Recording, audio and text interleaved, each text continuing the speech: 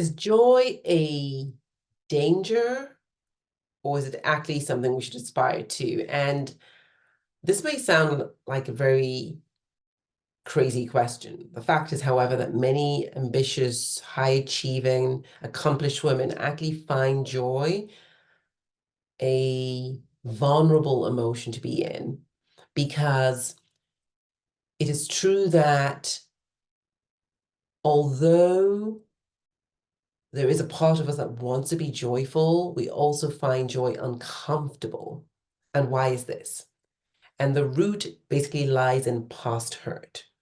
So have you ever found yourself in a relationship and everything is going well, and then you start worrying about what if things go wrong?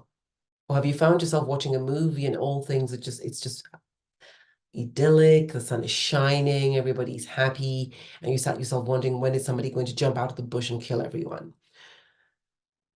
These are the ways in which we use our minds to cope with the pain that we are anticipating, right? And so we are protecting ourselves.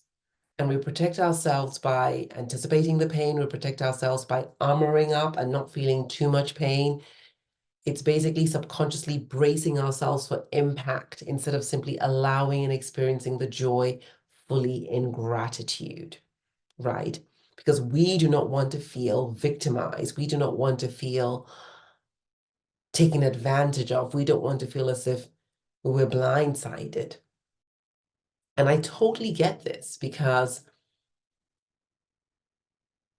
when you have been hurt and you don't truly deal with the hurt and heal, it remains activated in your physical cells.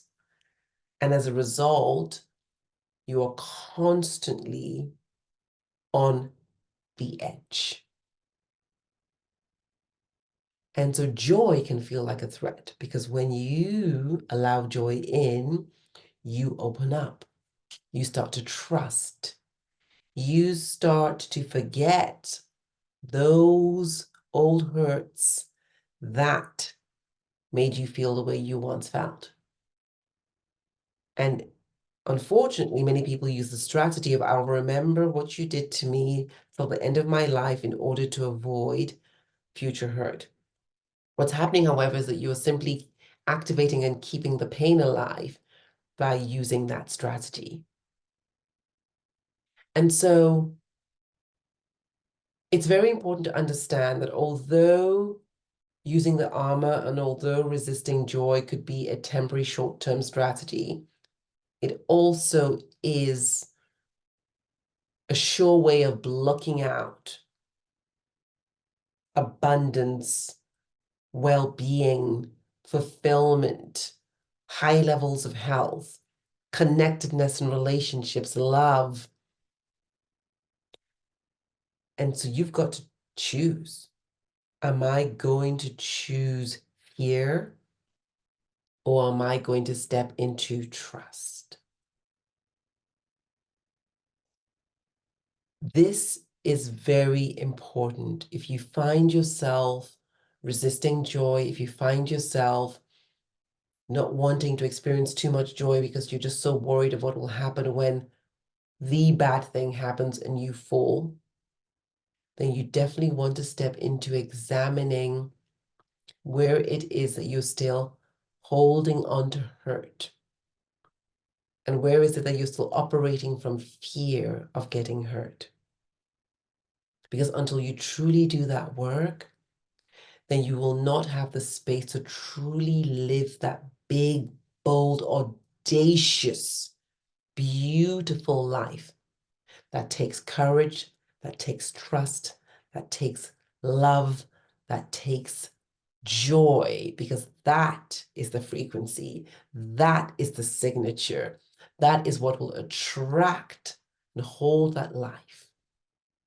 Anything else will be repelling. So I would love to know, does this resonate? Does this resonate? Do you find yourself bracing yourself and then catching yourself, why am I not breathing? Why am I bracing myself? Why am I in constriction? And if this is the case, you definitely want to tune into part 2, which is the cost of resisting joy. That's going to be my next video, so watch out for it. What is the cost of resisting joy? We understand why you may be resisting joy, why it's a protection strategy, why you don't want to ever feel the hurt that you felt before and feel as weak and as vulnerable as you felt before. I get it. The question, though, is what is this truly costing you? So stay tuned for part 2. Love and light.